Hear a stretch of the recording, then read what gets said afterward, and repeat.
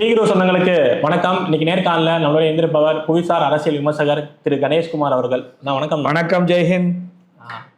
நம்ம இஸ்ரேலோட பிரதமர் திரு நேத்தன்யாஹூ ஒரு விஷயம் சொல்லியிருக்காரு. என்னன்னா, ஈரான் என்னோட 2 மகன்கள்ல ஒரு மகனை கொல்ல பார்க்குது அப்படின்னு சொல்லிட்டு ஒரு பயங்கரமான ஒரு குற்றச்சாட்டு வச்சிருக்காரு. உண்மையா இருக்கிறதுக்கு வாய்ப்பு இருக்கு. அதே சமயத்துல இஸ்ரேல் தான் எப்பவுமே அடுத்தவங்களை இது பண்ணும், இஸ்ரேலையே தொடர்றதுக்கு முடியுமா? அப்படிலாம் இல்லை. 2 பக்கமும், அதாவது நம்ம என்ன பண்றோமோ டர்ட்டி ஒர்க் பண்ணும் போது சில சமயத்துல ரிவர்ஸ்ல ஆகிறதுக்கான சான்சஸ் ஜாஸ்தி. என்னதான் ப்ரொடெக்ஷன் கொடுத்து வச்சிருந்தாலோ, என்னதான் நம்ம 24 மணி நேரமும் கண்ணில் விளக்கண்ணை ஊற்றி பார்த்தாலும் சில சமயத்தில் தவறு நடப்பதற்கான வாய்ப்புகள் இருக்குது. 2 விதமாக பார்க்கலாம். ஒன்று தேர்தல் வருது, இஸ்ரேலில் தேர்தல் வருது. ஸோ உள்நாட்டில் கெயின் பண்ணோம். நீங்கள் என்னதான் வெளிநாட்டில் ஜெயிச்சாலும் இஸ்ரேலுக்கு எனக்கு தெரிஞ்ச வரைக்கும் பெஞ்சமின் நெட்டான்யாஹூ மீது பல கோபங்கள் இருந்தது. நான் சொல்கிறது, போன வருஷம்லாம் இந்த தேர்தல் போன வருஷம் நடத்தியிருந்தாங்கன்னா கண்டிப்பாக தோற்றுருப்பார். அதில் மாற்று கருத்தே கிடையாது. பெஞ்சமின் நெட்டான்யாஹூவுக்கு மிகப்பெரிய அளவில் மக்கள் எதிர்ப்பு இருந்தது முன்னாடி. அது இஸ்ரேலில் இருந்தது, அந்த பிராந்தியத்தில் முழுக்க இருந்தது, அமெரிக்காவில் இருந்தது, எல்லாத்துலேயுமே இருந்தது, பிரச்சனை இருந்தது. ஆனால் 28ஆம் தேதி பிப்ரவரிக்கு அப்புறமா அப்படியே ஃபுல் சேஞ்ச் ஆகிருக்கு. ஸோ ஈரான் பார்த்திங்கன்னா நிறைய இழந்திருக்காங்க.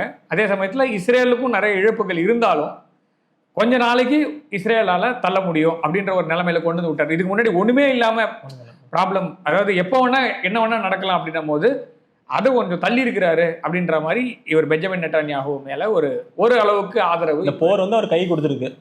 ரொம்ப நாளாக நடந்துட்டு இருக்கு. நான் சொல்றது அக்டோபர் 7 இன்சிடென்ட்டுக்கு அப்புறமா தொடர்ந்து போரில் தான் இருக்காங்க. இஸ்ரேல் எனக்கு தெரிஞ்ச வரைக்கும் 1949 இன்னி வரைக்கும் போரில் தான் இருக்கு. But still full fledged war, அதாவது war on terror and then war on Gaza. அதுக்கப்புறமா ஸோ இப்போ 29 பிப்ரவரி 2026 அப்புறமா தொடர்ந்து மிகப்பெரிய போர். ஏன்னா ஈரான் இஸ்ரேல் மீது டிமோனா பிளான் மேலே அடிச்சாங்கன்ற செய்திகள்லாம் நம்ம பார்க்க முடியுது. அதுக்கப்புறமாவும் இப்போதைக்கு இஸ்ரேல் ஓரளவுக்கு சேஃபாக இருக்கு. அதே மாதிரி லெபனன் மீது ஒரு போரில் இருக்காங்க. ஸோ ஓரளவுக்கு மக்கள் புரிஞ்சுக்கிறாங்க, ஓகே இஸ்ரேல் அமைதியாக இருக்கணும்னா இந்த பிராந்தியம் அமைதியாக இருந்தால் தான் இஸ்ரேல் அமைதியாக இருக்க முடியும். இந்த பிராந்தியத்தில் சில இன்னொரு குற்றச்சாட்டு என்னன்னா, ட்ரம்ப்போட மகானா மருமகனான்னு தெரியல, அவர் ஹமாஸோட பேச்சுவார்த்தைகள்லாம் இப்ப நடுவில் நீங்க பேசிதான் மருமகன் தான் போன அப்புறம் ஹமாஸ் ஒரு தாக்குதலை போட்டாங்க. இல்லைங்க, விஷயம் மாண்புமிகு மருமகன்களால் பல்வேறு பிரச்சனைகள் பல்வேறு நாடுகளில் பல்வேறு, நம்ம இந்தியாவில் எடுத்துக்கிட்டீங்கன்னா காங்கிரஸ்லயும் சரி, தமிழ்நாட்டில் திமுகவும் சரி, நிறைய மாப்பிள்ளனாலே பிரச்சனை தான். ஸோ அதையும் தாண்டி சில சமயத்தில் சர்வே ஆனதுன்னு ட்ரம்ப் அவர்கள் போன டேர்ம்லேயுமே குஷ்னர் தான் அந்த அப்ராமிக் அக்கார்ட்ஸ் கொண்டு வந்தார். ஸோ அவர் நிறைய அவர் வேலை பார்த்துருக்கார் இந்த அப்ராமிக் அக்கார்ட்ஸில் இஸ்ரேலை பாதுகாப்பதற்காக. ரெண்டாவது குஷ்னரே ஒரு ஜூ தான், அதாவது ஒரு யூத மதத்தை சார்ந்தவர். அவருடைய மகள், அதாவது இவங்க இருக்காங்கல்ல, அவங்க பேர் இவங்க ட்ரம்ப்போடைய மகள் இருக்காங்க இல்லையா, அவங்களே இப்போ தான் ரீசெண்டாக யூத மதத்துக்கு மாறி இருக்காங்க. ஸோ இதுவும் பார்க்கணும். அது நிறைய வேலை பார்த்துருக்காரு. இஸ்ரேலை காப்பாற்றுறதுக்கு ட்ரம்ப் நிறைய மெனக்கட்டுறாருன்னா சொந்த ப்ராப்ளமும் இருக்குது. ஸோ மருமகன் மகள் 2 பேருமே யூதர்கள் அப்படின்ற மாதிரி. பட் ஸ்டில் எது எடுத்தாலும் சரி, இஸ்ரேல் அப்படின்ற நாடு அந்த இடத்துல கண்டிப்பாக இருக்கணும். அதில் மாற்று கருத்து கிடையாது. பாலஸ்தீன் தனியாக இருக்கணுன்றது இந்தியாவோட கருத்து, என்னுடைய தனிப்பட்ட கருத்து. எல்லாமே 2 நாடுகளுமே, அதாவது நான் சொல்கிறது 2 ஸ்டேட் சொல்யூஷன் தான் இந்தியாவும் சொல்லுது. மோஸ்ட் ஆஃப் த கண்ட்ரிஸ், ஏன் இப்போ யூஎஸ் தவிர மிச்சம் இருக்கக்கூடிய மேற்கத்திய நாடுகள், பிரான்ஸ்லாம் கூட பாலஸ்தீனை முழு நாடாக அங்கீகரிக்கலாம் அப்படின்ற மாதிரி தான் சொல்லிட்டு இருக்கு.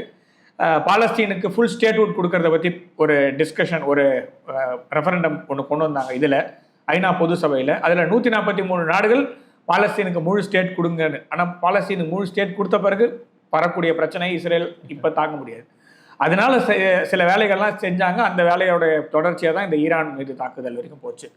ஸோ எது எப்படியோ இஸ்ரேலுக்கு பாதுகாப்பாக இருக்கிறதுக்கு கண்டிப்பாக வாய்ப்பு வழங்கணும். சும்மா நீங்கள் இஸ்ரேல் நாடு கொடுத்துட்டேன்னு சொல்லி சுற்றி எல்லா இடத்துலையும் எதிரிகளாக வச்சுட்டு, நீங்கள் வேணால் இஸ்ரேல் நாட்டு நபர்கள் குடிமகன்கள் கொல்லப்படும் போது மற்றவங்கெல்லாம் சாரிங்க அப்படின்னு சொல்லிட்டு போகிறது அப்படின்னு சொல்கிறது ஒரு அர்த்தமே இல்லாமல். ஸோ அது அவங்க பாதுகாப்பாக வாழ்வதற்கு ஒரு இடம் வேண்டும்.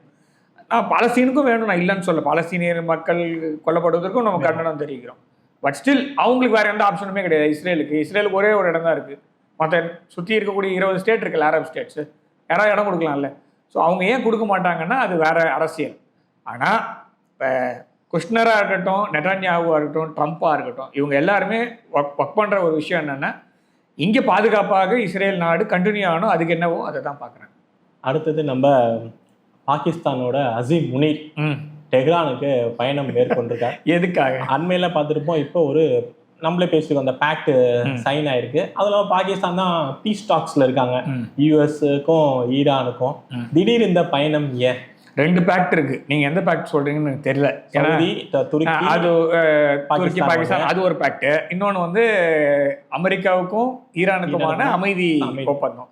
இந்த 2 பேக்ட்டுமே வந்து எனக்கு தெரிஞ்ச வரைக்கும் ஒரு வேஸ்ட் ஆஃப் டைம். அது வந்து ஒரு சும்மா பூசி மெழுகிற மாதிரி ஒரு 2 பக்கமும் பண்ணிட்டு இருக்காங்க. பாகிஸ்தான் அப்படின்ற ஒரு 3rd ரேட்டட் கண்ட்ரி கூட வச்சுங்க. அதாவது எங்கே கிளம்பிட்டீங்கன்னா சகுனம் பார்க்கறதுக்கு மடியில் என்னங்கன்னா பூனைன்ற மாதிரி பாகிஸ்தானும் பீல ஆரம்பிக்குது, பூனையும் பீல ஆரம்பிக்குதுன்ற மாதிரி. ஸோ என்ன அர்த்தம்னு சத்தியமாக புரியல.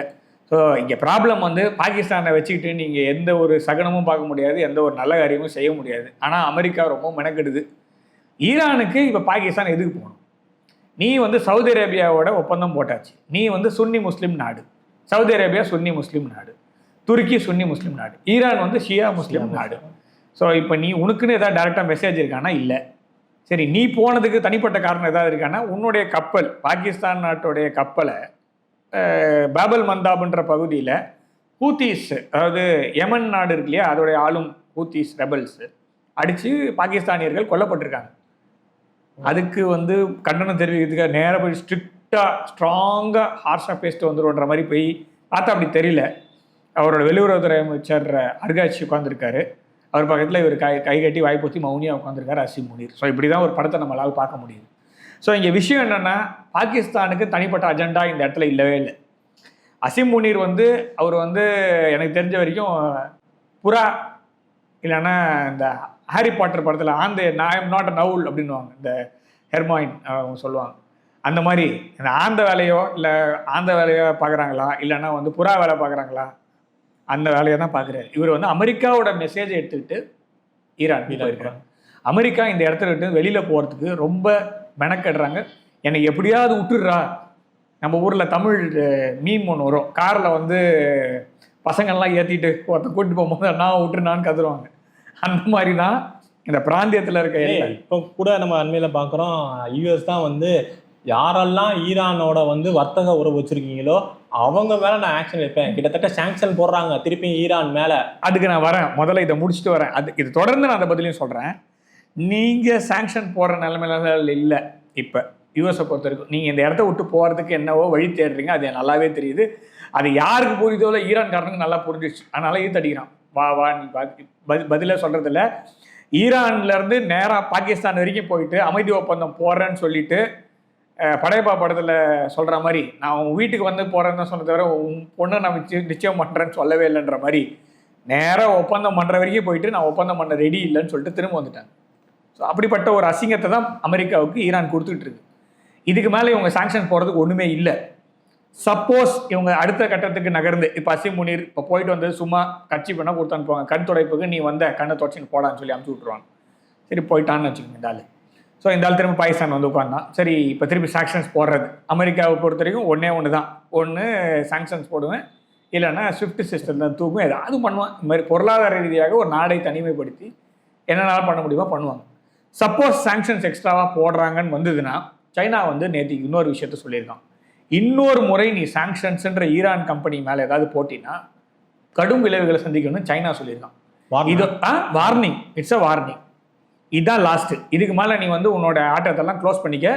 இதுக்கு மேலே ஏதாவது பெட்ரோலியம் துறை ஏதோ டாலரோ இல்லைன்னா வேறு ஏதாவது ஒரு விஷயத்தில் சாங்ஷன்ஸ்ன்னு இதுக்கு மேலே வாயை திறந்தீங்கன்னா எங்களுடைய பதிலுக்காக நீங்கள் கால் தருங்க, பார்த்துக்குங்க, இதோட இதுதான் உங்களோட எண்டு பார்த்துங்கன்னு சைனா சொல்லிட்டான். சைனா வந்து 90% ஆயில் ஈரான் கிட்டேருந்து வாங்குறான். ஈரானுடைய 90% ஆயில் அவன் வாங்கிட்டு இருக்கான் கொச்சி. ஸோ அப்போ அவனுக்கு பெரிய ப்ராப்ளம் இருக்கு இல்லையா? ஸோ அப்போ நீங்கள் போகிற வரும்போதெல்லாம் பிரச்சனை பண்ணிவிட்டு இது ஒர்க் அவுட் ஆகாது. இன்னொன்று அசீம் முனீர் அங்கே போகிறதுன்றது வந்து யூஎஸோட மெசேஜ் தான். பாகிஸ்தான் ஏதாவது நான் என்ன சொல்கிறேன், நீ டைரக்டாகவே எதிரியாக தான் போயிருக்க. அதாவது கிருஷ்ணர் தூது போகிறார் அப்படின்னா கிருஷ்ணர் நியூட்ரலாக இருந்தார். அதுக்கப்புறமா வாரன்னு ஸ்டார்ட் ஆகுது. அப்போ வந்து அர்ஜுனனும் துரியோதனனும் ஒரே டைமில் போகிறாங்க. அர்ஜுனை கால் மாட்டில் உட்கார்றாரு, துரியோதன தலை மாட்டில் முதல்ல உட்கார்ந்தாரு. உனக்கு எது வேணும்னு கேட்டபோது எனக்கு ஆர்மியை மாத்திரம் கொடுத்துட்டு நீ எக்கெடுக்கட்டு நான் போன்னு துரியோதனன் சொன்னதுனால கிருஷ்ணர் இந்த பக்கம் வந்தார். ஸோ அதனால் வாரை ஜெயிச்சிட்டாங்க. ஸோ அப்போ கிருஷ்ணர் போகும்போது ஒரு நியூட்ரலாக போனார். அவர் வந்து ஆரம்பமே வந்து ஒரு சைடு எடுத்துகிட்டு போகல. இப்போ இந்த கம்பேரிசன் கேவலமான கம்பேரிசன் எனக்கே தெரியும், பட் ஸ்டில் சொல்கிறேன்.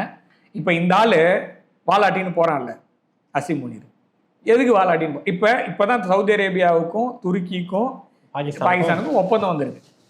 இப்போ சவுதியில் இருக்கக்கூடிய ஒரு ஆயில் ரிஃபைனரியை என்னைக்கு நீங்கள் கையெழுத்து போட்டீங்களோ அன்றைக்கி மத்தியானமே அடித்தான் ஏமனோட ஹூத்திஸ் வந்து ஆராம்கோவை அடித்தான்.